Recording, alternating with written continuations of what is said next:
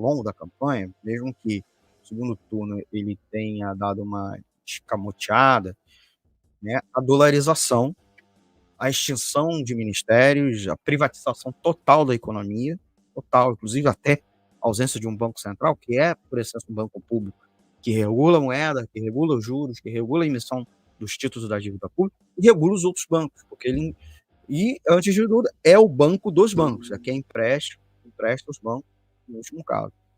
A história dos bancos centrais tem mais de 200 anos, 200, 300 anos, né? O Banco da Inglaterra como grande símbolo.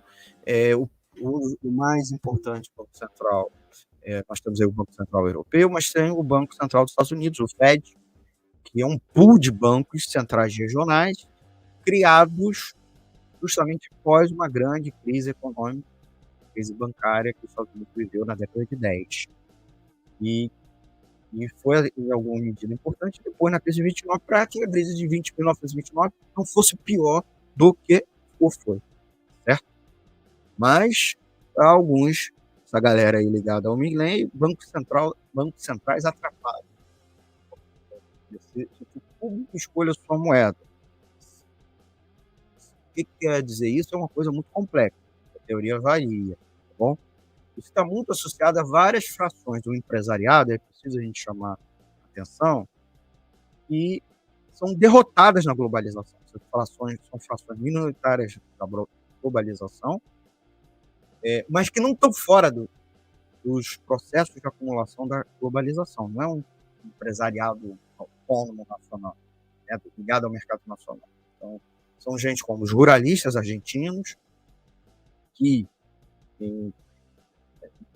durante os embates maiores com a indústria do próprio país perdem, porque o setor industrial recebe ajuda do governo, e intervencionismo, inclusive na moeda, beneficia esses empresários da indústria em detrimento deles próprios. Né? A Argentina, por exemplo, se viu forçada para tentar gerar caixa, né? O governo argentino tem um imposto sobre exportação de commodities, inclusive agrícolas, coisa que o Brasil não tem, né? Nós temos aí a Lei Candir, que praticamente desonera tudo da exportação, o que prejudica o caixa dos estados, do município, dos estados. De certa maneira, a crise fiscal dos estados é causada pelo impacto da Lei Candir, porque o setor da economia que está mais reagindo nesse momento é a exportação, e é justamente o setor que os estados não conseguem arrecadar. Então,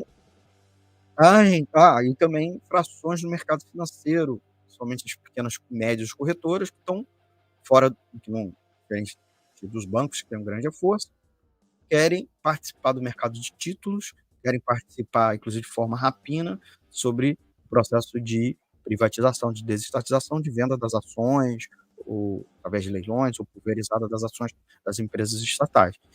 E são justamente, ou também operar mercado de câmbio e também mercado de criptomoedas. Então, são esses setores, né, minoritários do processo de globalização, não derrotados, mas que se sentem desprivilegiados no processo de globalização, que se unem em torno dessas candidaturas da extrema-direita. Muito similar ao que aconteceu aqui com a candidatura também do Bolsonaro. Então, eram dois blocos, Massa e Milei, dois blocos do empresariado. Massa, inclusive, é um setor, historicamente, principalmente a indústria, o grande serviço, que dominou durante anos, mas que se deu mal, vem da crise econômica, está muito dependente do Estado, né, das políticas de intervenção do Estado na economia. Então, Massa, o que ele está defendendo? Fim do Banco Central, nessa situação atual, é bem problemático, mas é o que ele está defendendo, né? Uma reforma do Estado, privatizar grandes estatais, como a Petrolífera YPF, né, que eles chamam ali de IPF, né, que foi reestatizada nos anos 2000, após a crise argentina, né, a Revolução Argentina, aquela crise do Corralito, a Companhia de Eletricidade, a ERSA, e eu já falei do Banco Central, depois eu volto a ele, e a própria dolarização. Abandonando o dólar, vai haver um processo de estabilização da economia argentina. Ou que simplesmente não vai ter emissão monetária, né, não vai ter, o déficit público não vai impactar sobre o valor da moeda, né? Então, eles defendem a dolarização total e a ausência do Banco Central para regular. Tá? A composição, talvez, assim, as reservas argentinas não facilitem esse processo. A Argentina não tem reserva para dolarizar, certo? Tá? Teve que recorrer ao Fundo Monetário Internacional, o FMI, para obter recursos para poder, no último período, tentar não piorar a situação do dólar, né, o câmbio argentino. E vocês vejam aqui no gráfico, que eu vou botar aqui na tela, a situação das reservas líquidas muito aquém. É impossível, né, manter, né, a economia, manter ou garantam a possibilidade de uma dolarização. Não tem moeda em reserva do governo para que o dólar passe a ser a moeda oficial do país. Que, inclusive, o governo passe a pagar suas despesas em dólar. Porque hoje ela paga em peso. Ela até arrecada em peso, certo? Mas ela paga em peso. Então, esse é um dos problemas que está acontecendo na Argentina. Então, o Milei disse que ia dolarizar imediatamente, já recuou agora, pós-segundo turno, pós-vitória, já dizendo que é uma medida de médio prazo, né? Que vai tentar primeiro, né, os próprios economistas ligados à campanha de Milei, quanto o Emílio Ocampo e o Carlos Rodrigues, que eram defensores de propostas mais radicais, estão se afastando, né,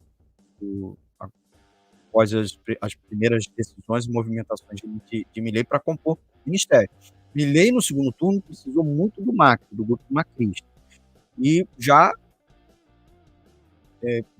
começou a expressar isso nas primeiras indicações de ministros. Então, ministra de Segurança, ministra de Relações Exteriores, são pessoas ligadas ao campo macrista, e o próprio ministro da Economia que foi anunciado não é um cara ligado a esse grupo. Então, para vocês vejam a situação do Milei, né, parece que está se afastando à medida, inclusive, que vem anunciando a sua formação de seu gabinete. É preciso colocar que ele não tem maioria no Congresso, nem mesmo o partido dele é ultraminoritário, de 2 foi para 8 deputados, uma coisa assim, né?